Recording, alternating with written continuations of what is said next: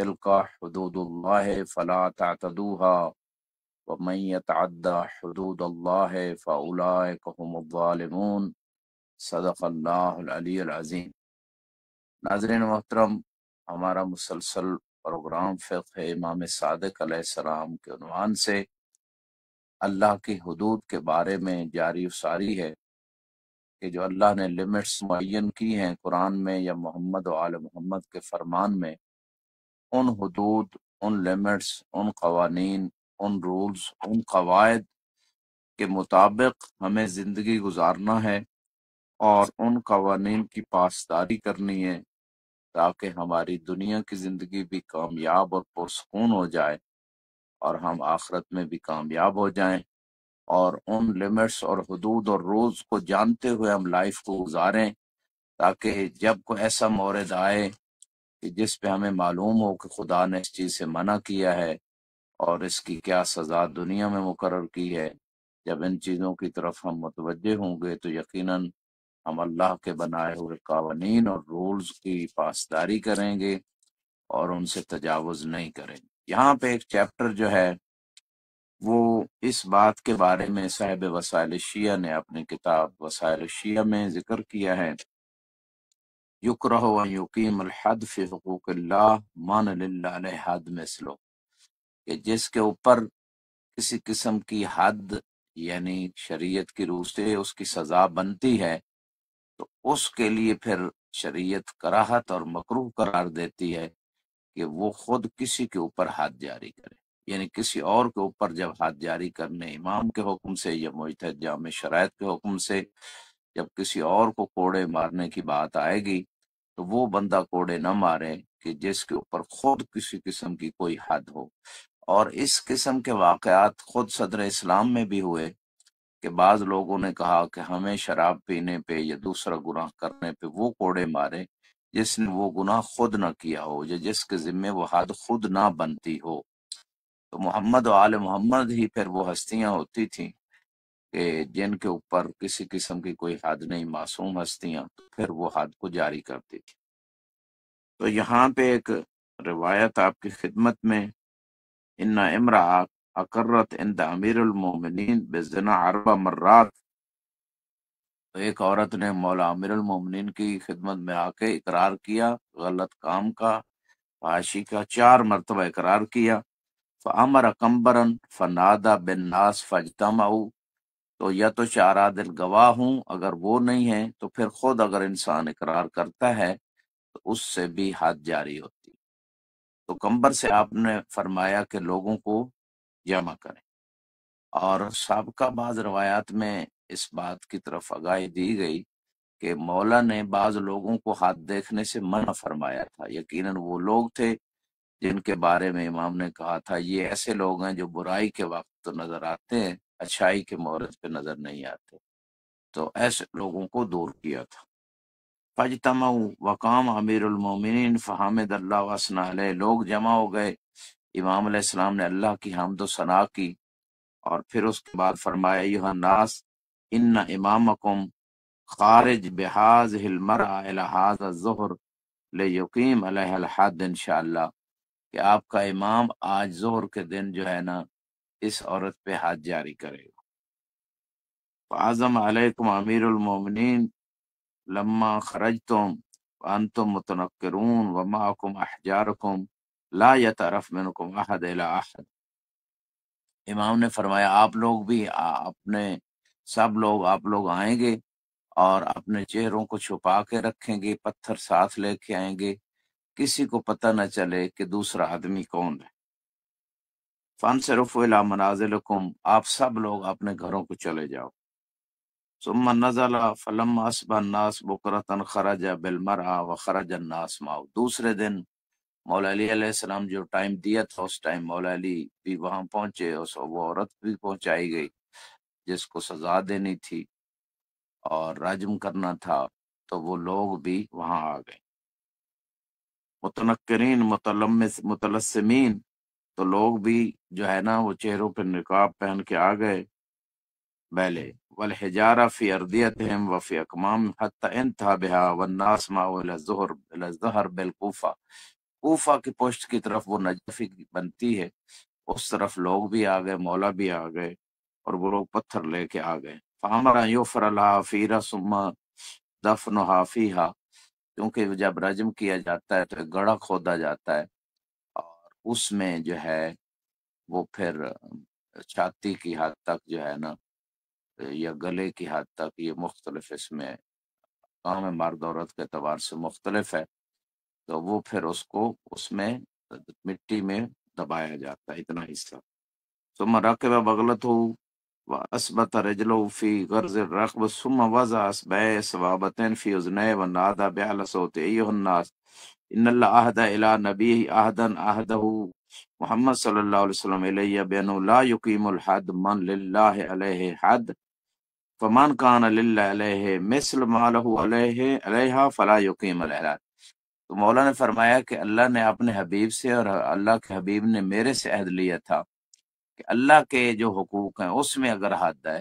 تو وہی حد بندہ جاری کرے گا کہ جس کے اوپر کوئی اللہ کے حق کی کوئی حد نہ بنتی ہو۔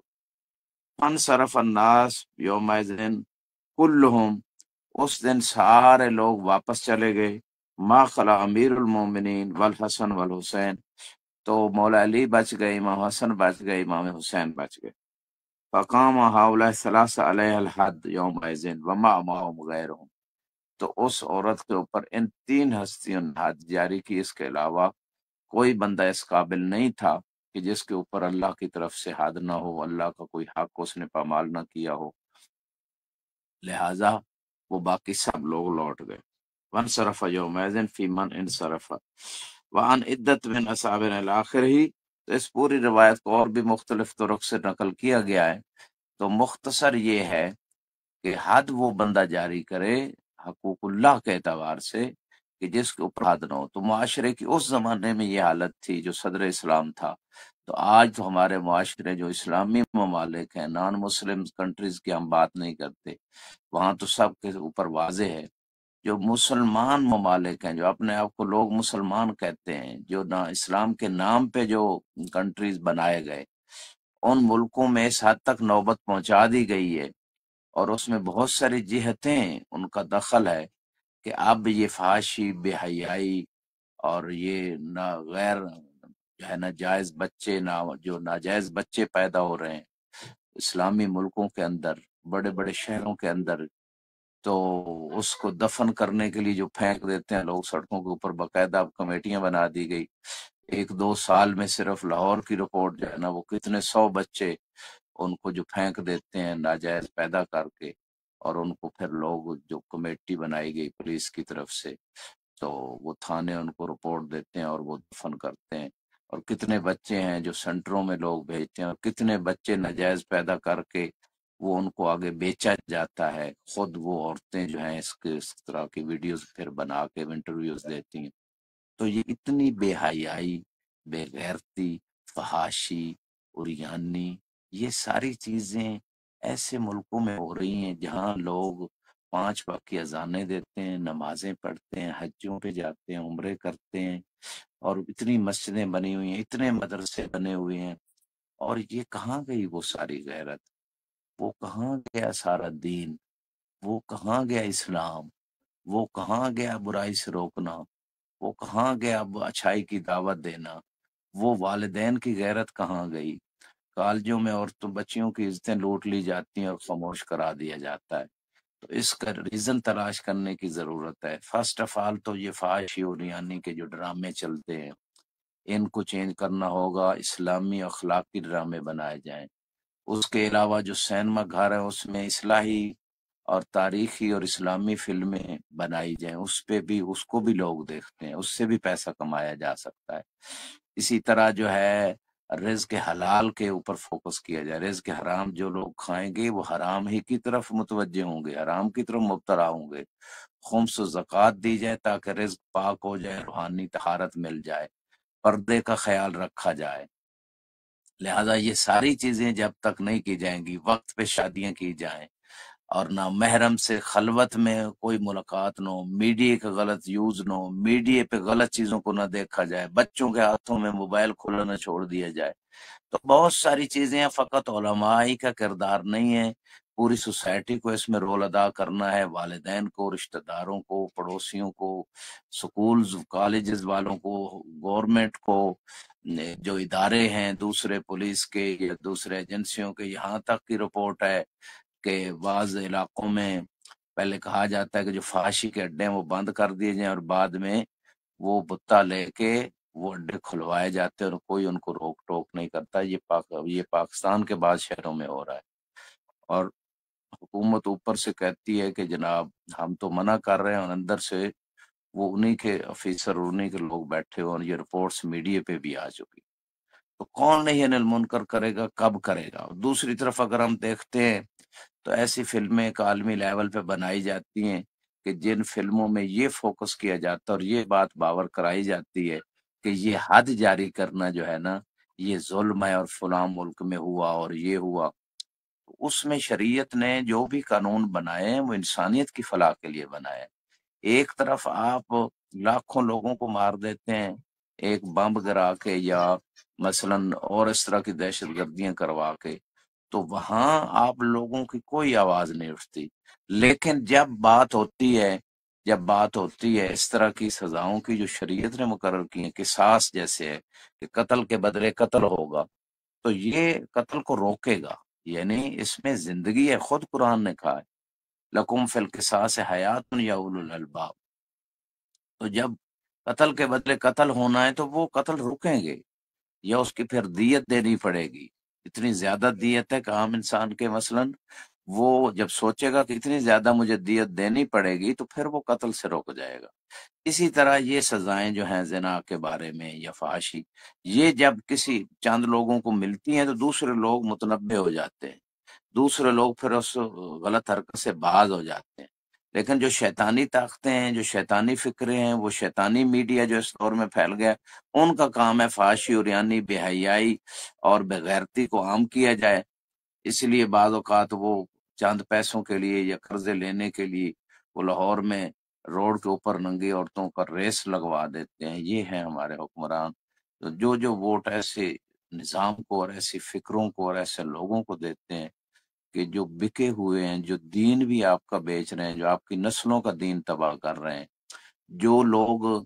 آپ کی دنیا بھی تباہ کر رہے ہیں، سود کے سسٹم میں آپ کو جکڑا ہوا ہے، ظالمانہ کورٹ کچہری سسٹم میں اور تھانے کے نظام میں آپ کو جکڑا ہوا ہے،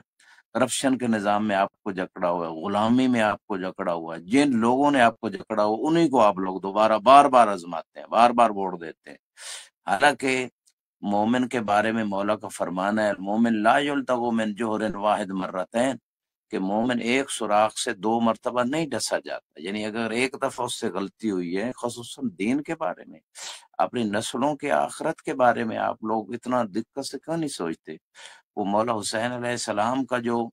بیعت نہ کرنا تھا یزید کا، وہ فقط ایک زمانے کے لیے نہیں تھا کہ بس آج کا یزید ہے تو اس کے بعد کوئی یزید نہیں آنے والا، لہٰذا وہ بیعت یہی مانا ہے کہ ووٹ، اس کی حمایت، اس کی سپورٹ ایسے بندے کی، ایسے اشخاص کی۔ اللہ کل حال، تو وہ جو دکھایا جاتا ہے عالمی طور پہ کہ یہ ظلم ہوا ہے اور عورتوں کی آزادی تو وہ لوگ پامال کر رہے ہیں کہ جو عورت کے شرف کو تباہ کر رہے ہیں، جو عورت کی عزت کو پر ٹکے کا بنا کے رکھ رہے ہیں، جو عورت کو بازار کا کھلونا بنا کے جنہوں نے رکھ دی ہے۔ اسلام نے تو عورت کو رسپیکٹ دی ہے، تحفظ دی ہے، عفت دی ہے، طہارت دی ہے، نسلوں کی پاکیزگی دی ہے، ماں کے قدموں میں جنت رکھ دی ہے، بیٹی کو رحمت قرار دی ہے، زوجہ کو نصف ایمان قرار دی ہے۔ اسلام نے جتنا مقام عورت کو دیا اور اس میں سکون ہے، اس لائف میں جو اسلام لائف دے رہا ہے وہ سکون ہے، اور جو شیطانی طاقتیں عورت کو آزادی کے نام پہ نچوار رہی ہیں اور ننگا کر رہی ہیں اور اس سے غلط بچے اور ناجائز نسلیں پیدا کر رہی ہیں، اس سے تو فساد ہی فساد ہے، اس میں بے سکونی ہے۔ وہ ظاہری طور پہ جتنا اس سے اچھل کود لیا جائے لیکن روح کو سکون نہیں ملے گی۔ الا بذکر اللہ تطمئن القلوب، یہ قرآن کا فیصلہ ہے کہ دلوں کو سکون ملے گا اللہ کی اطاعت میں، اللہ کے ذکر میں۔ اطاعت 24 گھنٹے ہوگی، دل سکون میں ہوتا چلا جائے گا، اور جتنی نافرمانی ہوگی، خدا سے کنیکشن توڑنے کی انسان کوشش کرے گا، اتنی بے سکونی ہوگی۔ تو یہ ایک روایت تھی، اس کے ضمن میں تھوڑی سی نصیحت بھی آپ کی خدمت میں، اور معاشرے میں ہر بندے نے ایک رول ادا کرنا ہے، خصوصاً اس میڈیا کے دور میں حق و حقانیت کو بیان کریں، ہر بندے پہ فرض ہے، فقط علماء کا وظیفہ شرعی نہیں ہے یہ، تو ہر بندے پہ فرض ہے کہ وہ حق و حقیقت کے لیے آواز اٹھائے اور برائی سے روکے، نہیں روکے گا گنہگار ہوگا۔ علماء کا وظیفہ زیادہ ہے، ان کی ذمہ داریاں زیادہ ہیں، وہ جمعے کے خطبے ہوں، وہ ویسے لیکچرز ہوں، وہ کتابیں ہوں، وہ مجالس ہوں، کوئی بھی صورتحال ہے میڈیا کی شکل میں ہو۔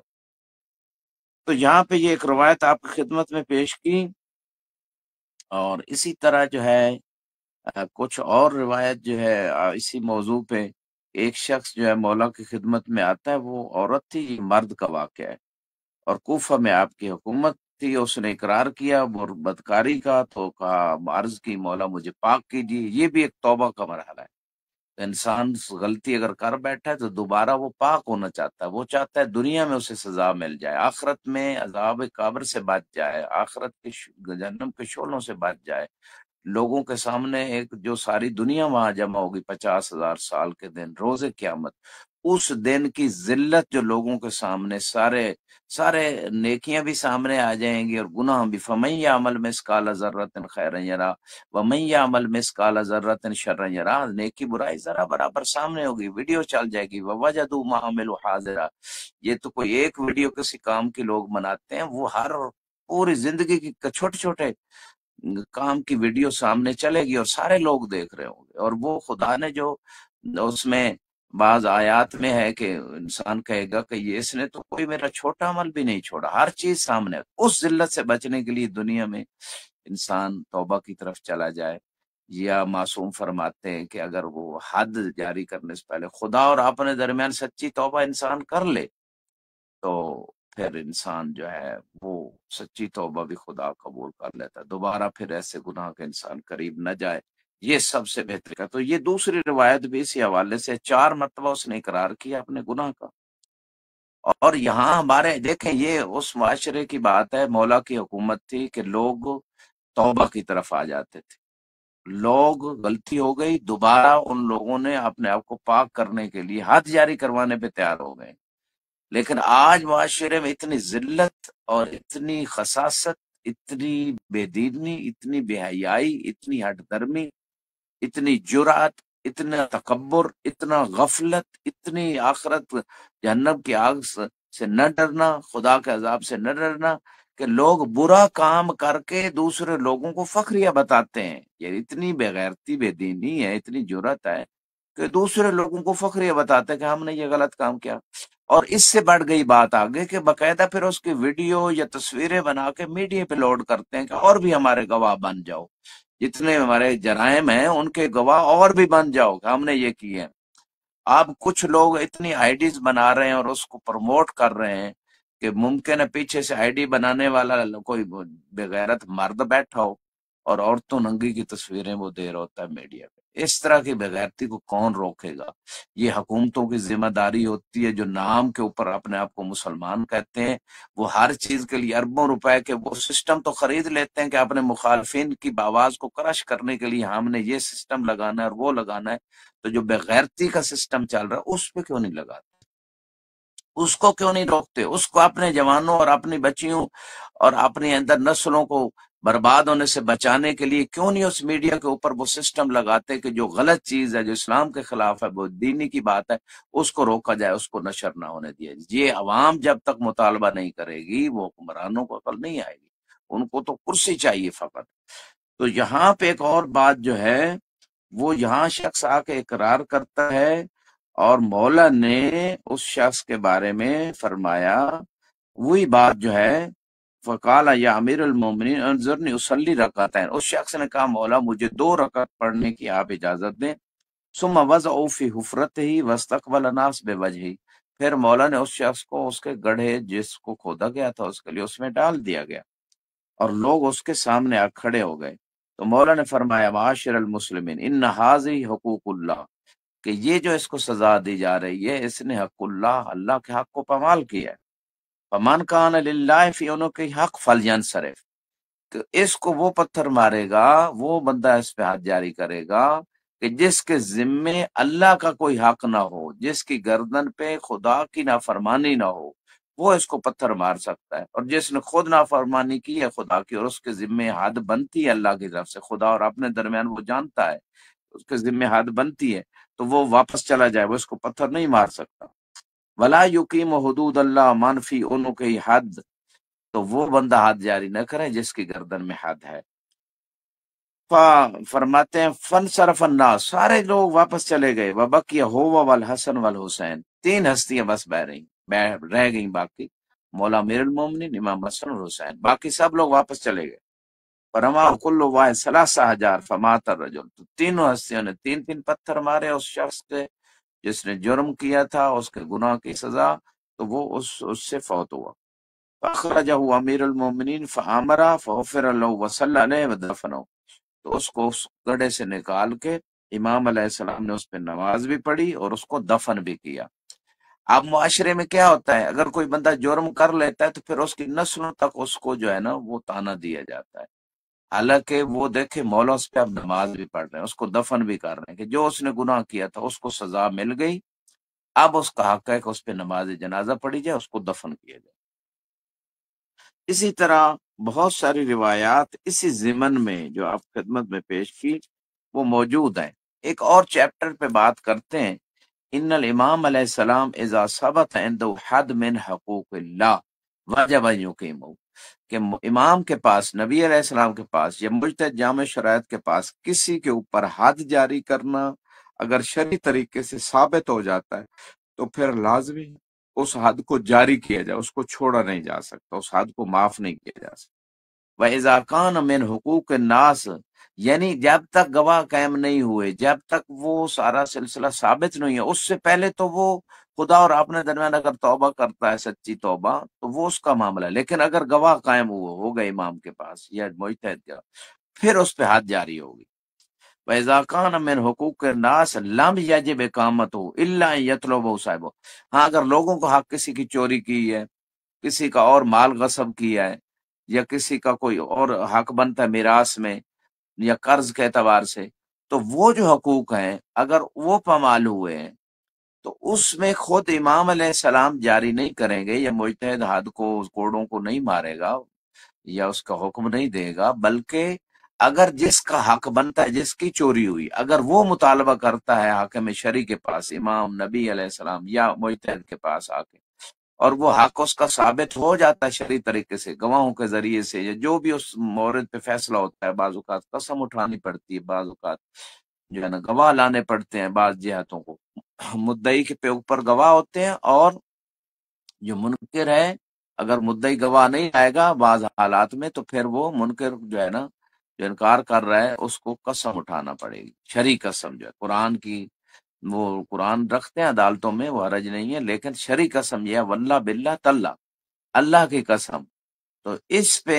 یہ قسم اٹھوانا ہوتی ہے۔ تو اس میں جو ہے یہاں پہ جو بات ہو رہی ہے وہ یہ ہے کہ اگر وہ صاحب جس کا حق بنتا ہے اس نے مطالبہ کر دیا تو پھر امام علیہ السلام، نبی علیہ السلام یا مجتہد وہ اس حد کو جاری کریں گے، ورنہ جاری نہیں کریں گے اگر وہ مطالبہ نہ کرے جس کا حق بنتا ہے۔ اس حوالے سے ایک روایت جو ہے آپ کی خدمت میں، بہت ساری روایت ہیں اس چیپٹر میں بھی، یہاں پہ ایک روایت ہے، سمیت ابا عبداللہ علیہ السلام یقول من اقر علی نفسہ عند الامام بحق من حدود اللہ مرتن واحدہ حرن کان او عبدن، کہ جس نے امام کی خدمت میں آ کے کوئی اللہ کے حقوق کا اقرار کر لیا، چاہے وہ بندہ آزاد تھا یا غلام تھا، کوئی اقرار کر لیا کہ میں نے یہ حق خدا پامال کیا ہے، پہلے وہ چاہے آزاد عورت تھی یا کنیز تھی، فعلی الامام ان یقیم الحد علیہ للذی اقر بہ علی نفسہ کائنا من کان، تو امام علیہ السلام جو ہے نا اس پہ حد جاری کریں گے جس نے ایک مرتبہ آ کے اقرار کر لیا کہ یہ اللہ کا حق میں نے پامال کیا ہے، مثلا کسی پہ تہمت لگا تو اب وہ اقرار کرتا ہے بہتان لگایا اس نے، تو قرآن کہہ رہا ہے فجل دو سمانی نہ جلتا، اس سے 80 کوڑے مارے جائیں، تو یہ جو ہے حد جب اقرار کر لیا اس نے امام کے پاس، اب حد جاری ہو۔ الا الزانی المحسن، ہاں مگر وہ شخص زناکار بدکار جو ہے محسن ہو، یعنی شادی شدہ تھا، زوجہ کے پاس بھی تھا، دور بھی نہیں تھا، تو پھر اس نے گناہ کیا ایسا. فَإِنَّهُ لَا يَرْجَمُ حَتَّى يَشْهَدَ عَلَيْهِ 4 شُهَدَاء. ہاں وہ ایک اقرار سے فقط اس کو راجم نہیں کیا جائے گا، سنسار نہیں کیا جائے گا، پتھروں سے نہیں مارا جائے گا، مگر یہ کہ 4 گواہ اس کے خلاف جو ہے وہ جمع ہو جائیں. فَإِذَا شَهِدُوا ضَرَبَهُ الْحَدُّ 100 جلدہ. تو جب وہ چاروں گواہ اگر گواہی دے دیتے ہیں، عادل ہیں اور ان سب نے ایک جیسی گواہی دی ہے، تو پھر امام علیہ السلام جو ہے نا، اگر وہ غیر شادی شدہ تھا تو ذرا بہو 100 جلدہ. ہاں غیر شادی شدہ تھا تو 100 کوڑے مارے جائیں گے، اور اگر شادی شدہ تھا تو فرماتے ہیں کہ 100 کوڑے مارے جائیں گے. ثم یرجمہ، پھر اس کو جو ہے نا رجم کیا جائے گا، سنسار کیا جائے گا. وقال ابو عبداللہ علیہ السلام ومن اقر علی نفسه عند الامام بحکم حد من حدود اللہ فی حقوق المسلمین فلیس علی الامام ان یقیم علیہ الحد الذی اقر به. کہ اگر کوئی ایسا حق ہے کہ جس میں بندوں کا حق ہے، مسلمانوں کا حق ہے، تو پھر امام علیہ السلام جو ہے وہ اس پہ حد جاری نہیں کریں گے. جس بندے نے اقرار کیا اس پہ حد جاری نہیں کریں گے یہاں تک کہ جس کا حق بنتا ہے وہ اس حق کا مطالبہ کرے. حتی یحضر صاحب الحق او ولیہ فیطالبہ بحقہ، کہ جس کا حق بنتا ہے یا اس کی طرف سے کوئی اس کا وکیل، کوئی نمائندہ، وہ آ کے اس کا حق کا مطالبہ کرے بندوں کے حقوق میں سے، تو پھر امام اس پہ حد جاری کریں گے. تو یہاں پہ اسی طرح امام علیہ السلام بیان فرماتے ہیں فقال لو بعض اصحابنا یا ابا عبداللہ فما هذه الحدود التي اذا اقر بها عند الامام مرة واحدة على نفسه اقيمت. کون سی ایسی حدیں ہیں کہ اگر ایک دفعہ کوئی بندہ اقرار کر لیتا ہے اس گناہ کا تو اس پہ حد جاری ہوگی، امام جاری کریں گے یا مجتہد جامع شرائط نائب امام جاری کریں گے. یہ کون سی بات ہے، کون سی ایسی حدیں ہیں؟ فقال اذا اقر علی نفسه عند الامام بسرقۃ قطعوا، اگر اپنی ذات کے اوپر اس نے چوری کا ہے جو ہے نا وہ اقرار کر لیا ایک مرتبہ، تو اس کی انگلیاں یعنی ہاتھ کی انگلیاں کاٹی جائیں گی. فہذا من حقوق اللہ، حق اللہ کے اعتبار سے، کیونکہ چوری کرنا خدا نے منع کی ہے، تو اب حق اللہ کے اعتبار سے اس کی انگلیاں کاٹی جائیں گی. وَإِذَا قَرَّ عَلَى نَفْسِهِ أَنَّهُ شَرِبَ خَمْرًا حَدَّهُ، ہاں اقرار کیا کہ اس نے شراب پی ہے تو پھر بھی اس کے اوپر حد جاری کی جائے گی. فَهَذَا مِنْ حقوق اللہ، یہ اللہ کے حقوق میں سے. وَإِذَا قَرَّ عَلَى نَفْسِهِ بِالزِّنَا وَهُوَ غَيْرُ مُحْصَنٍ فَهَذَا مِنْ حقوق اللہ، اگر غیر شادی شدہ ہے اور اس نے اپنے اوپر بدکاری کا اقرار کر لیا کہ اس نے کی ہے، تو یہ بھی اللہ کا حق ہے، اس پہ بھی حد جاری ہوگی. فرمایا وَأَمَّا حُقُوقُ الْمُسْلِمِينَ فَإِذَا قَرَّ عَلَى نَفْسِهِ عِنْدَ الْإِمَامِ بِفَرْيَةٍ لَمْ يُحِدُّهُ، تو مسلمانوں میں سے جو ہے نا کوئی اگر حق ہے تو اپنے نفس کے، اپنی ذات کے اوپر اگر اس نے امام کے پاس کوئی اقرار کیا، بہتان لگا دیا، کوئی الزام لگایا کہ فلاں مسلمان نے یہ کیا ہے وہ کیا ہے، کوئی بہتان کوئی تہمت لگا دی،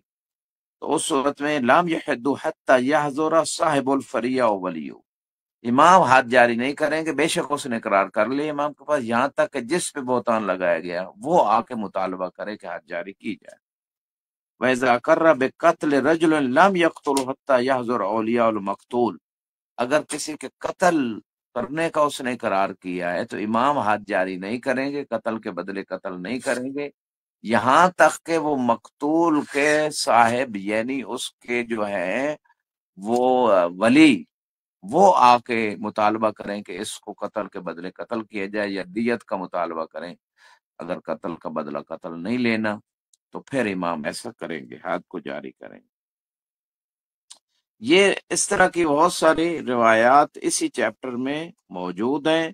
یعنی 2 چیزیں ہو گئیں، اگر بندوں کے حقوق ہیں اور بے شک بندہ آ کے اقرار بھی کر لے کہ فلاں کا حق پامال کیا، لیکن جس کا حق بنتا ہے اگر وہ مطالبہ کرے گا تو حد جاری ہوگا. اور دوسری صورت ہے کہ اللہ کا حق ہے، اس میں جب کوئی بندہ اقرار کرتا ہے یا گواہ قائم ہو جاتے ہیں امام کے پاس تو حد جاری کی جائے گی، اس میں پھر تاخیر نہیں کی جا سکتی. ایک اور چیپٹر ہے باب انہ یستحب ان یعلن شہود الحدود. ہاں مستحب یہ ہے، واجب نہیں ہے، لازمی نہیں ہے، لیکن بہتر یہ ہے، ثواب ہے اس میں کہ جن لوگوں نے گواہی دی ہے کسی کے خلاف کہ فلاں نے چوری کی، فلاں نے نعوذ باللہ بدکاری کی، فلاں نے قتل کر دیا، جو عادل گواہ تھے جنہوں نے گواہی دی کسی کے جرم کے بارے میں، امام کے پاس، مجتہد جامع شرائط کے پاس، نبی علیہ السلام کے پاس، حاکم شرعی جو ہے اس کے پاس گواہی آ گئی، تو اب بہتر ثواب اس میں یہ ہے، مستحب یہ ہے کہ جنہوں نے گواہی دی ہے وہی ہاتھ جاری کریں۔ اب یہاں پہ یہ روایت امام باقر علیہ السلام سے فرمایا قال قضا امیر المومنین فی رجل، کہ مولا امیر المومنین نے ایک شخص کے بارے میں فیصلہ کیا، جا بہی رجلان، تو مولا کے پاس دو شخص آئے، وقال ان ھذا سرق درہم، دو شخصوں نے کہا کہ اس فلاں بندے نے فلاں کی جو ہے نا وہ زرع جو پہنتے ہیں جنگ میں وہ چرا لی۔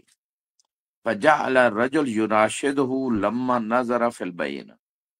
تو جب اس شخص نے جس کے اوپر چوری کا لگا تھا گواہ آئے تھے، اس نے کہا کہ گواہوں کو دیکھ کے کہا کہ قسم اٹھا کے کہ میں نے ایسا نہیں کیا۔ فجعل یقول واللہ لو کان رسول اللہ ما قطع یدی ابدا، تو اگر رسول اللہ ہوتے تو میرا ہاتھ نہ کاٹا جاتا، یہ جس پہ دو گواہ پیش ہوئے تھے۔ کیوں؟ قال یخبرہ ربہ انی بریون فیبرئنی ببراءتی، کہ اللہ جو ہے نا اپنے حبیب کو خبر دے دیتا کہ اس نے چوری نہیں کی، لہذا وہ اللہ کی جو ہے نا وہ جو خبر سے میرے ہاتھ نہ کاٹے جاتے اور میں بچ جاتا۔ فلما رعا مناشطتہ ایہ دار شاہدین، تو جب اس نے یہ بات کی تو مولا نے ان دونوں گواہوں کو بلایا، فقال اتقی اللہ ولا تقطع ید الرجل ظلما، کہ اللہ سے ڈرو، اگر آپ غلط گواہی دے رہے ہو تو اس شخص کا ہاتھ نہ کاٹو ظلم کے ساتھ۔ ثم قال لیقطع احدکما یدہ ویمسک الاخر یدہ، تو اس روایت میں یعنی انہی جنہوں نے گواہی دی تھی انہی کو کہا گیا ہاتھ جاری کرنے کا، اور امام علیہ السلام بھی خدا کے دیو علم سے جو اللہ نے ان کو عطا کی ہے، وَكُلَّ شَيْءٍ أَحْصَيْنَاهُ فِي إِمَامٍ مُبِينٍ، کہ ہر چیز کا علم ہم نے امام مبین میں رکھا ہے۔ امام مبین علی ابن ابی طالب ہیں، سنی شیعہ مفسرین نے اس روایت کو لکھا ہے اس آیت کے ضمن میں۔ تو مولا جانتے تھے، لیکن حکم یہ تھا کہ ظواہر کے مطابق فیصلے کیے جائیں۔ ایک داؤد علیہ السلام تھے، اپنے علم کے مطابق فیصلے کرتے، اور دوسرا امام زمانہ علیہ السلام جب آئیں گے تو وہ بھی گواہ نہیں طلب کریں گے، وہ اپنے علم کے مطابق جو خدا نے انہیں دیا ہے اس کے مطابق فیصلہ کر دیں گے۔ اور یہاں باقی جتنی شریعتیں ہیں اور جتنے مثلا ادوار گزرے ہیں، اس یعنی سابقہ جتنے ادوار رسول اللہ صلی اللہ علیہ وسلم کے زمانے سے لے کر اور 11ویں امام تک جتنے بھی ادوار ہیں اس میں گواہوں کے مطابق فیصلہ کیا جاتا تھا۔ اور ہاں کبھی کبھی مثلا کسی خاص مصلحت کے تحت جو ہے کسی شخص کے بارے میں وحی کے ذریعے بھی بتا دیا جاتا تھا کہ مثلا اس نے توبہ کر لی ہے، یا اس بندے نے جو ہے وہ فاسق ہے، خبر دینے والا، اس کی خبر پہ آپ اعتماد نہ کریں، اس کی گواہی کو قبول نہ کریں۔ یہ بعض جگہوں پہ ایسا ہوا، لیکن دائماً ایسا نہیں ہوتا، بس بظاہر۔ اور یہ سیرت جو تھی اس لیے تھی کہ تمام جو لوگ ہیں وہ ایک سیرت ان کے لیے قائم ہو جائے کہ حق ظاہر کے مطابق فیصلہ ہوگا جیسے گواہوں کے ذریعے سے، لیکن اگر کسی نے غلط گواہی دی ہے تو وہ گناہ گار ہے، روز قیامت اسے پکڑا جائے گا، اسے سزا ہوگی۔ اور جس کے اوپر ظلم کی وجہ سے یعنی غلط گواہیوں کی وجہ سے جس کو سزا ملی، وہ اس کو روز قیامت اجر ملے گا، اور اگر روز قیامت اس کے مظلومیت کا بھی بدلہ لیا جائے گا۔ تو لہٰذا یہ ساری چیزیں ہیں جو آج تھانوں کچہریوں میں لوگ غلط گواہیاں دے کے، رشوت دے کے چھوٹ جاتے ہیں مجرم، اور مظلوم کو حق نہیں ملتا، یا ایک شخص بری ہے اس پہ ظلم کیا جاتا ہے، ناجائز سزائیں دی جاتی ہیں۔ ٹھیک ہے، دنیا کے قانون کے مطابق تو ان کے ساتھ برا سلوک یہ ہو گیا، ناجائز سزائیں دے دی گئیں، لیکن آخرت میں وہ لوگ جو ہیں ایسے لوگ یقیناً ان کی پکڑ ہوگی اور ظلم کرنے والوں کو سزا ملے گی ان کے کیے کی، اللہ کہ جس کے اوپر ظلم ہوا ہے وہ معاف کر دے، اور معافی کے بدلے میں اس معاف کرنے والوں کو زیادہ نیکیاں مل جائیں، زیادہ بلند درجہ مل جائے، یہ اور بات ہے۔ ورنہ حقوق العباد کے حوالے سے معافی نہیں ہوگی جب تک وہ بندہ معاف نہیں کرے گا۔ ہمارے تھانے کچہریوں کو جو سسٹم بنایا گیا وہ تو لوگوں کو ظلم سے بچانے کے لیے، مظلوم کی مدد کے لیے تھا، لیکن افسوس یہ ہے کہ اکثر دنیا کی کنٹریز میں، بہت سارے کنٹریز میں، حتیٰ جو اسلام کے نام پہ بنے، ان میں یعنی مظلوم کو حق نہیں ملتا، ظالم کی داد رسی ہوتی ہے۔ جتنا کوئی طاقتور ہوتا ہے، جتنا جس کے پاس پیسہ ہے، اس کے لیے ساری چیزیں، اور جو غریب ہے، جس کے پاس پاور نہیں ہے، اس کے لیے سارے قانون ہیں اس پہ نافذ ہوتے ہیں، چاہے ظلم کی وجہ سے ہو، جیسے ہو۔ قیدیوں کی اسی طرح بہت سارے حقوق شریعت نے بتائے ہیں، ان کے کھانے کا، ان کی ہر چیز کا خیال رکھنا ہوتا ہے، اور وہاں ٹارچر کیا جاتا ہے نفسیاتی طور پہ مختلف قسم کے طریقوں سے، اور اسی طرح تھانوں کچہریوں میں کوڑے مار مار کے اور مختلف سزائیں دے دے کے ان سے زبردستی اقرار لیا جاتا ہے۔ یہ سارا ظلم ہے۔ اقرار کا طریقہ یہ ہے اسلام میں کہ یا گواہ ہوں یا پھر وہ دوسری طرف حلف اٹھا دے، اور اس کو قید کرنا بھی جائز نہیں ہے جب تک جرم ثابت نہیں۔ تھانوں میں بٹھا کے رکھ لیتے ہیں لوگوں کو، ہاں جب قاضی کے پاس فیصلہ جائے اس وقت تو وہ خود بندہ پیش ہو جائے، اگر اس ریسپیکٹیبل شخص ذمہ دار ہے تو وہ خود پیش ہو جائے گا، کسی پولیس کے آنے کی ضرورت نہیں۔ کیوں پولیس اس کے دروازے پہ جا کے اس کے پورے معاشرے میں اس کی بےزتی کا باعث اور اس کی ذلت کا باعث اور لوگوں کی چیخ مگوئیاں، یہ لوگوں کا احترام کب کرنا ہمیں؟ اللہ نے کرنا بنی آدم، قرآن کہہ رہا ہے ہم نے بنی آدم کو ریسپیکٹ دی ہے، اور ہم ریسپیکٹ فقط اسے دیتے ہیں جس کے پاس پیسہ ہے، جس کے پاس جس کے پاس جو ہے وہ پاور ہے، اسے ریسپیکٹ ہے، باقی غریب آدمی کوئی ریسپیکٹ نہیں ہے۔ اسی طرح جس کے پاس پیسہ نہیں ہے، پاور نہیں ہے، اس کی کوئی ریسپیکٹ نہیں۔ تو انسان کی ریسپیکٹ بعض حدیث میں ہے، حرمت المومن اعظم من الکعبہ، کعبہ سے بھی زیادہ ریسپیکٹ ہے ایک مومن کی۔ تو وہ خود پیش ہوگا قاضی کے پاس، قاضی کے پاس اگر بینہ ہیں، سچے گواہ ہیں، وہاں کورٹس میں گواہ پھر رہے ہوتے ہیں، پیسے دو گواہی دلواؤ۔ ان جاہلوں کو اتنا نہیں پتا کہ 4 پیسے تو آپ لوگوں نے کما لیے، لیکن آپ کی غلط گواہی سے جو دوسرے کا حق مارا جائے گا، ظلم ہوگا، وہ روز قیامت اور قبر میں آپ کیسے برداشت کرو گے اس کا سارا، اس کی سزا اور اس کا عقاب۔ تو خدا لوگوں کو ہدایت دے، گمراہی انتہائی زیادہ ہے۔ علماء کرام کا وظیفہ ہے فقط نماز روزے کے مسائل نہ بتائیں، یہ ساری چیزیں کون بتائے گا؟ کس کی ذمہ داری؟ معاشرے کی اصلاح کیسے ہوگی؟ یہاں پہ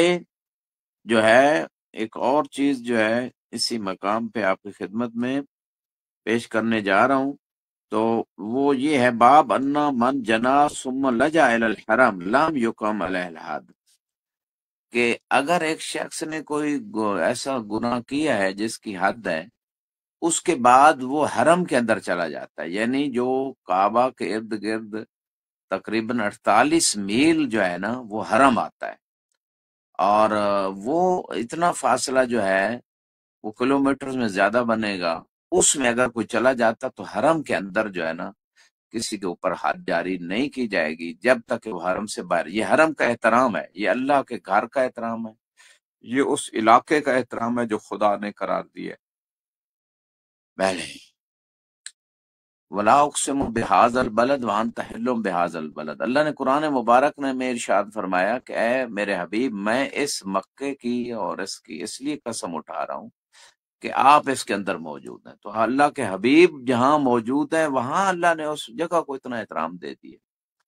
لیکن کیا افسوس کی بات ہے کہ اسی کعبے کی جو ہے نا وہ بنا کے پکچر اور اس کی شیپ بنا کے اسی کے ارد گرد ڈانس ننگے کروائے گئے، اور اس کعبے کے اوپر عورت کو نچواتے ہوئے نیچے کعبے کو کروایا گیا۔ اس سے زیادہ اسلام کی انسلٹ نہیں ہو سکتی، اس سے زیادہ مسلمانوں کی جو مشترکہ محترم چیز ہے کعبہ، اور اسی ملک کے اندر کروایا گیا۔ اور کوئی ملا جو پیڈ ملا ہیں، جب ڈالر پیسے ملتے ہیں تو وہ سارے فتوے بھی دیتے ہیں، کفر کے بھی، قتل کے بھی، ہر چیز وہ فتوے جاری ہو جاتے ہیں، اور ان کی آوازیں اور میڈیا اور کیا کیا۔ لیکن جب اسلام کی اتنی بڑی اہانت کی گئی تو سارے ملکوں میں سوائے چند جن کے اندر ضمیر زندہ تھا، جن کو خوف خدا تھا، چند علماء کے علاوہ کوئی نہیں بولا اس موضوع پہ۔ گویا کوئی انسلٹ نہیں ہوئی اسلام کی، نہ کعبے کی، نہ اس جگہ کی، نہ کوئی اسلام کے قوانین کی دھجیاں اڑائی گئی۔ جب اس اسلام کے مرکز میں فحاشی اور ریانی کی ترویج کی جائے، جب اسلام کے مرکز میں جو ہے نا ان چیزوں کو پروموٹ کیا جائے اور ایسی محافل منعقد کی جائیں کہ جس سے دین کا مذاق اڑے اور مسلمانوں کے لیے بالکل ان کے سر کے اوپر جوتی ماری جائے کہ تمہارے جو سب سے مقدس ترین چیز تھی کعبہ اور سب سے مقدس ترین جگہ، وہاں پہ ہم نے آپ کو شیطانی کام کر کے دکھایا اور آپ کے بندوں کے اور آپ کے حکمرانوں کو ذریعہ کر کے دکھایا، اور مسلمان چپ رہیں، تو ایسے مسلمانوں کے اسلام کا کوئی فائدہ نہیں۔ جس اسلام میں حق کے لیے آواز نہیں اٹھانی، برائی سے روکنا نہیں ہے، تو فقط زبان کا اسلام ہے۔ مولا حسین نے ایسے نہیں کہا تھا اپنے ایک خطبے میں، الناس عبید الدنیا، کہ لوگ دنیا کے غلام ہیں، دنیا کے بندے ہیں۔ درت معایشم حیثا ما درت معایشہم، تو ان کا جو ہے نا دین جو ہے وہ ان کا دین کہاں ہے؟ جہاں ان کی معیشت گھومتی ہے۔ دین لائکن علی السنتہم، اور دین فقط ان کی زبانوں کے اوپر ہے، تو وہ ادھر ادھر گھومتے ہیں جہاں ان کی زندگی کی معیشت چلتی ہے۔ وَإِذَا مُحِسُ بِالْبَلَا قَلَّ الدَّيَانُ، جب ان کو آزمائش میں ڈالا جاتا ہے تو دیندار بہت کم رہ جاتے ہیں۔ یہی آزمائشیں ہیں امت مسلمان، کہ ان کے دین کے اوپر حملہ اور کوئی بولے نہیں، کوئی بات نہ کرے، کوئی حق و حقیقت کو بیان نہ کرے۔ تو یہ بات یہاں پہ جو کی جا رہی ہے کہ اگر کوئی حرم کے اندر چلا جاتا ہے، یعنی کوئی جرم کر کے، تو حرم کے اندر حد جاری نہیں ہوگی، جب وہ باہر نکلے گا اس کے اوپر کھانا پانی تنگ کیا جائے گا تاکہ وہ باہر نکلے، پھر حد جاری ہوگی۔ اور لوگوں نے مولا حسین علیہ السلام جو حرم کے ارد گرد تھے، کعبہ کے ارد گرد تھے اور حج کے ارادے سے آئے تھے، اور وہاں یزیدی لشکر کے جو ہے نا فوجی خنجر لے کر تلواریں لے کے احرام کے نیچے گھوم رہے تھے کہ کہیں مولا حسین ملے اور ہم ان کو شہید کر دیں۔ تو مولا حسین نے جس طرح اپنے نانا کے شہر کی حرمت اور عزت کو بچایا کہ وہاں خون ریزی نہ ہو، وہاں سے ہجرت کی، اسی طرح کعبے کے ارد گرد سے بھی ہجرت کی تاکہ اللہ کے گھر کی بے حرمتی نہ ہو۔ حالانکہ یزیدیوں کا پورا پلان تھا کہ کوئی پتہ نہیں چلے گا کون سے حاجی تھے، کہاں سے آئے تھے، کس ملک کے تھے، اور مولا حسین کو اتنے یہ خارجی قسم کے شروع سے ان لوگوں نے جن کے اندر نفاق تھا، اور فتح مکہ کے اوپر جنہوں نے مجبور ہو کے اسلام قبول کر لیا، اندر سے نہیں قبول کیا تھا، تلوار جب دیکھی، جب لشکر دیکھا، تو وہ آج تک وہ منافق اسلام کو نقصان دے رہے ہیں۔ یہاں پہ جو بات ہے وہ یہی ہے، ان ابی عبداللہ علیہ السلام فی الرجل یجنی فی غیر الحرم ثم یلجا الی الحرم، معصوم فرماتے ہیں حرم سے باہر اگر کسی نے جرم کیا ہے پھر حرم میں داخل ہو جاتا ہے، قال لا یقام علیہ الحد، تو اس کے اوپر حد حرم میں جاری نہیں ہوگی، ولا یطعم ولا یسقى، اس کو کھانا نہیں کھلایا جائے گا، پانی نہیں پلایا جائے گا، ولا یکلم ولا یبایع، نہ اس سے بیع و شراء ہوگی، خرید و فروخت بھی نہیں ہوگی، نہ اس سے بات کی جائے گی۔ فَإِنْ إِذَا فَعَلَ بِهِ ذَلِكَ يُوشِكَ أَن يَخْرُجَ، جب ایسا اس کے ساتھ کیا جائے گا تو اس کو وہ نکل جائے گا باہر حرم سے، فَيُقَامَ عَلَيْهِ الْحَدُّ، تو اس کے اوپر حد جاری کی جائے گی۔ وَإِنْ جَنَا فِي الْحَرَمِ جِنَایَةً اُقِیمَ عَلَيْهِ الْحَدُّ فِي الْحَرَمِ، اگر اس نے حرم کے باؤنڈری کے اندر ہی کوئی جرم کیا ہے تو پھر حرم کے اندر اس کے اوپر حد جاری کی جائے گی۔ فَإِنَّهُ لَمْ يَرَى لِلْحَرَمِ حُرْمَةً، اس شخص نے جو حرم کے اندر یہ گناہ کیا ہے، کوئی بھی اس نے حرم کا احترام نہیں کیا جس کو اللہ نے احترام دیا تھا، جس جگہ کو۔ تو یہ وہ ساری باتیں، اور یہاں پہ ایک اور بات، ایک اور چیپٹر جو ہے وہ زنا کی حدود کے بارے میں، اس کی حدیں کیا ہیں، اس کی سزائیں کیا ہیں۔ یہاں پہ سب سے پہلے امام صادق علیہ السلام سے روایت ہے، فرمایا الرجم حد اللہ الاکبر، کہ اللہ کی سب سے بڑی حد جو ہے نا وہ سنسار کرنا۔ اگر کوئی شادی شدہ ہوگا، بیوی پاس ہوگی یا زوجہ ہے، شوہر پاس ہے، اور وہ غلط کام کرتے ہیں کوئی بھی ان میں سے، اور چار عادل گواہ وہ اس کو دیکھتے ہیں، اور پھر وہ حاکم شرعی کے پاس ثابت ہو جاتا ہے تو اس پہ رجم ہے۔ والجلد حد اللہ الاصغر، اور کوڑے مارنا جو 100 کوڑے غیر شادی شدہ کے لیے ہیں یا تہمت بہتان لگانے والے کے لیے ہیں، وہ چھوٹی حد ہے۔ فَإِذَا زَنَا الرَّجُلُ الْمُحْصَنُ رجما ولم یجلد، اگر ایک شادی شدہ شخص جو ہے وہ یہ بدکاری کرتا ہے تو پھر اس کو راجم کیا جائے گا سنگسار امام نبی علیہ السلام یا مجتہد جامع شرائط کے پاس جب قضیہ آئے گا تو وہ اس کے حکم سے راجم ہوگا، نہ کہ خود لوگ کھڑے ہو جائیں اور راجم کرنا شروع کر دیں، کوڑے مارنا شروع کر دیں۔ اس طرح تو فتنہ فساد ہوگا۔ یہ طبیعت اس کا ایک پورا طریقہ کار سسٹم اسلام نے دیا ہے۔ اور اس کے بعد جو ہے ایک اور روایت اس مقام پہ قضا امیر المومنین فی الشیخ و شیخہ ان یجلد 100 و قضا للمحسن الرجم و قضا فی البکر والبکرہ اذا زنیا جلد 100 و نفع سنہ فی غیر مصرہما وہم اللذان قد املکا ولم یدخل بہا۔ ایک اور روایت میں امام امیر المومنین علیہ السلام کے جو ڈسیزنز تھے کچھ لوگوں کے بارے میں، اس میں امام فرماتے ہیں کہ ایک بوڑھا مرد اور بوڑھی عورت کے بارے میں جو ہے نا، ان کو امام نے ان کے بارے میں فرمایا کہ جنہوں نے غلط کاری کی تھی کہ ان کو 100 کوڑے مارے جائیں ہر ایک کو، اور جو شخص شادی شدہ تھا اس کے بارے میں بدکاری پہ اس کو رجم کرنے کا، سنسار کرنے کا حکم دیا، اور جو غیر شادی شدہ باکر یعنی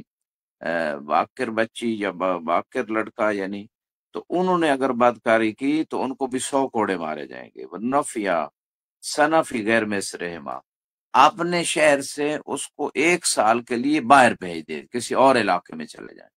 تو یہ بھی امام نے اس کے بارے میں فیصلہ کیا۔ اور یہاں پہ ایک اور روایت امام صادق علیہ السلام قال الحر والحرہ اذا زنیا جلد کل واحد منہما 100 جلدہ واما المحسن والمحسنہ فعلیہما الراجم۔ وہی بات ہے کہ اگر غیر شادی شدہ ہیں تو 100 کوڑے مارے جائیں گے، شادی شدہ ہیں تو ان کو سنگسار کیا جائے گا۔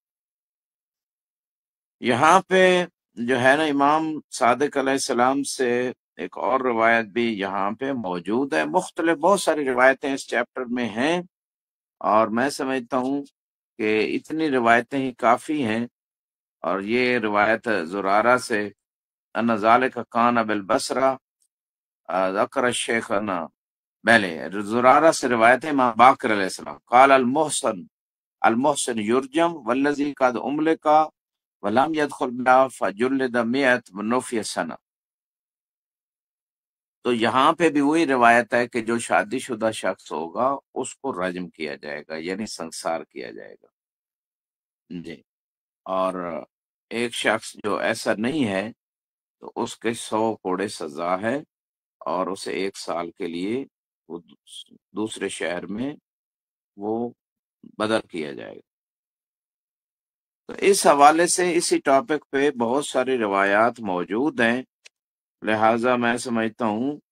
یہ امام صادق علیہ السلام سے اذا زنا الشیخ والعجوز جلدا ثم رجما عقوبۃ لہما، ایک اور روایت میں بوڑھے لوگ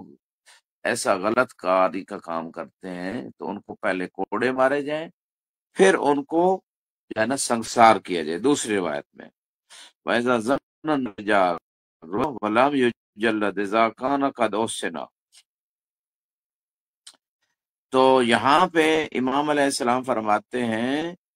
وَإِذَا زَنَ الشَّابُ الْحَدَثَ السِّنَّ جُلِّدَ وَنُفِیَ سَنَہ، اگر نوجوان آدمی غلط کاری کرتا ہے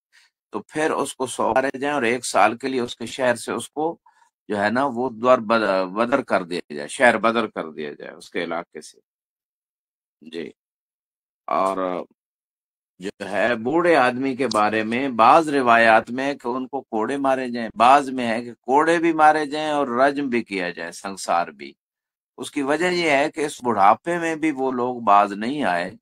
اور خوف خدا نہیں تھا، عذاب قبر کا خوف نہیں تھا، جہنم کا نہیں تھا، خدا کے حدود کی پامالی کی، تو ان کے لیے یہ سزا اس طرح کی معین کی گئی۔ میرے ایک اور روایت میں ہے کہ امام باقر علیہ السلام سے قضا علی علیہ السلام فی امرا زنت فحابلت فقتلت ولدها فقتلت ولدها سرا۔ مولا علی نے ایک فیصلہ کیا کہ ایک عورت جو ہے وہ بدکاری سے اس کے ہاں حمل ٹھہرا، اور اس عورت نے چھپ کر اس بچے کو قتل کر دیا جب وہ پیدا ہوا، فامر بہا فجلدها 100 جلدہ۔ تو امام نے حکم دیا تو اس عورت کو 100 کوڑے مارے گئے، ثم رجمت، پھر اس کو بعد میں سنسار کر دیا جا پہلے، وکانت اول من رجما، پہلی عورت تھی جس کو سنسار کیا گیا، مولا کی حکومت کے زمانے کی بات ہے، تو مولا نے یہ فیصلہ دیا تھا، لہذا اس عورت کو یعنی 2 سزائیں دی گئیں، کوڑے بھی مارے گئے اور اس کو سنسار بھی کیا گیا۔ اس کا مطلب یہ ہے کہ ناجائز پہلے تو بچہ وہ بہت بڑی خیانت ہے، جو ہے نا اس کو پیدا نہیں ہونا چاہیے، اگر ہو گیا ہے یا نہیں ہونا چاہیے، یعنی ایسا کام نہیں کرنا چاہیے، اور اب ہو گیا ہے تو اب اس کو قتل نہیں کر سکتے، سڑک پہ نہیں پھینک سکتے، اس کی پرورش کی جائے چاہے کسی کے ذمے، یا جیسے سینٹر بنائے گئے ہیں اس طرح کے بچوں کے لیے، تو ان کو پالا جائے، وہ انسان ہے، خدا اس کے لیے وسائل مہیا کرے گا ہدایت کے، اور اگر وہ ہدایت کے اہل ہوا تو پا سکتا ہے، لیکن روایات میں کہ حرام زادہ جو ہے وہ بغض اہل بیت رکھے گا، یہ اس کی نشانی، اور حدیث پیغمبر صلی اللہ علیہ وآلہ وسلم میں ہے، یا علی لا یحبک الا طیب الولادہ ولا یبغضک الا خبیث الولادہ، اے علی آپ سے محبت وہی کرے گا جس کی ولادت پاک ہوگی، اور آپ سے بغض بھی رکھے گا جس کی ولادت جو ہے نا وہ ناپاک ہوگی۔ تو یہاں پہ اس مسئلے میں خصوصاً مومنین کو چاہیے کہ وہ اس چیز سے خود بھی بچیں تاکہ حرام زادے پیدا نہ ہوں۔ اہل بیت کے دشمن پہلے ہی بہت زیادہ ہیں، اور مزید اہل بیت کے دشمن پیدا نہ ہوں، اور لوگوں میں آگاہی بھی دیں اس چیز کی کہ حرام زادے جو ہوتے ہیں وہ دشمن اہل بیت بن جاتے ہیں، اور ان کے چاہنے والوں کے بھی دشمن بن جاتے ہیں، لہٰذا ان کو بھی آگاہی دیں کہ وہ ایک تو دشمنی کریں گے اہل بیت سے، اور جو اہل بیت کا دشمن ہوا وہ چاہے ظاہری جتنا بھی اس کے پاس اسلام ہے، رسول خدا نے فرمایا یا لا یحبک الا مؤمن ولا یبغضک الا منافق، اے علی آپ سے مومن کے علاوہ محبت کوئی نہیں رکھے گا، منافق کے علاوہ بغض کوئی نہیں رکھے گا، تو وہ منافق پھر ہو جائے گا جو اہل بیت سے بغض رکھے گا، جو اہل بیت سے دشمنی رکھے گا۔ اور منافق کے بارے میں ان المنافقین فی الدرک الاسفل من النار، تو منافقین جہنم کے سب سے گہرے جو ہے نا وہ گڑھے میں ہوں گے، لہٰذا ایک لوگوں میں آگاہی پیدا کی جائے کہ ناکارہ جو ہے نا ناجائز اولاد پیدا نہ کریں، اور اس طرح کے کاموں سے بچیں تاکہ دشمنان اہل بیت میں اضافہ نہ ہو۔ امام علیہ السلام کا ظہور جو ہے اس میں لاکھوں لوگوں کی ضرورت ہے، اور ہوں گے جو امام کے انصار ہوں گے، اور وہی ہو سکتے ہیں انصار جو حلال زادے ہوں گے، جو حرام زادے ہوں گے وہ سفیانی کے لشکر میں جائیں گے، وہ امام کی دشمنی کی طرف بڑھیں گے، وہ لوگوں کو امام کا دشمن بنائیں گے، وہ امام کے مقابلے میں کھڑے ہو جائیں گے، لہٰذا یہ ایک بہت بڑا ڈی این اے ہے کہ جو بغض اہل بیت رکھتا ہے اس کے مشکل ہے، پیدائش میں مشکل ہے، اور جو محب اہل بیت ہے چاہے سنی بھائی ہو یا شیعہ ہو، وہ اس کو اپنی ماں کا شکریہ ادا کرنا چاہیے، کیونکہ معصوم فرماتے ہیں من احس فی قلبہ برد حبنا فلیشکر علی اول النعم، کہ جو ہمارے محبت کی ٹھنڈک اپنے دل میں محسوس کرتا ہے وہ پہلی نعمت پہ اللہ کا شکریہ ادا کرے۔ تو راوی نے سوال کیا مولا وہ پہلی نعمت کیا ہے؟ فرمایا طیب الولادہ، وہ ماں کا شکریہ ادا کرے کہ وہ حلال طریقے سے اس کو لے کے آئی ہے دنیا میں، لہٰذا وہ تمام سنی شیعہ بھائی کہ جو اہل بیت کی محبت دل میں رکھتے ہیں انہیں چاہیے اہل بیت کی مکمل اطاعت بھی کریں، انہی سے دین لیں، کیونکہ رسول خدا انہی کو ہمارا رہبر بنا کے گئے، فرمایا قرآن اور اہل بیت کو چھوڑ کے جا رہا ہوں، جب تک دونوں کو دامن پکڑ کے رہو گے کبھی گمراہ نہیں ہوگے، لہٰذا سنی شیعہ بھائی جو ہیں وہ اصلی دین کو سمجھیں، اور وہ اجر رسالت بھی ہے مودت اہل بیت، قل لا اسألکم علیہ اجرا الا المودۃ فی القربى، کہ میرے قریبیوں سے مودت و محبت کی جائے، لہذا تمام اہل سنت بھائی جو اہل بیت سے مودت و محبت رکھتے ہیں، ایک تو وہ اللہ کا شکریہ ادا، ماں کا شکریہ ادا کریں اپنے حلال زادہ ہونے پہ، اسی طرح شیعہ بھائی جو مومنین ہیں، اور دوسری بات یہ ہے کہ وہ اہل بیت سے پورا دین لے لیں، باقی جو دین لوگوں سے لیں گے اس میں گارنٹی نہیں ہے کہ وہ صحیح ہے، کہاں غلطی ہے، کہاں، اس میں گارنٹی ہے، یہ وہی دین ہے جو رسول اللہ نے دیا ہے، اور وہی رسول اللہ ہی فرما رہے ہیں کہ میرے قرآن سے اور میری اہل بیت سے لو۔ خدا سے دعا گوں پروردگار ہم سب کی توفیقات خیر میں اضافہ فرمائے، دین کامل کو سمجھ کے اس پہ عمل کرنے کی توفیق عطا فرمائے، اور دنیا میں جہاں کہیں لوگ مسلمان پریشان حال ہیں ان کی پریشانیوں کو دور فرمائے، اور ان کی خصوصی نصرت فرمائے، امن و امان قائم ہو تمام دنیا کے اندر، امام زمان علیہ السلام کا ظہور میں پروردگار تعجیل فرمائے، ہمارے امام کو ہم سے راضی فرمائے، اور جو بھی پریشان حال ہیں مومنین و مومنات، مسلمین و مسلمات، پروردگار ان سب کی حاجات کو پورا فرمائے اور ان کی پریشانیوں کو دور فرمائے۔ وآخر دعوانا الحمدللہ رب العالمین، والسلام علیکم ورحمۃ اللہ وبرکاتہ، فی امان اللہ۔ اگلے بدھ کو انشاءاللہ پھر ملاقات ہوگی۔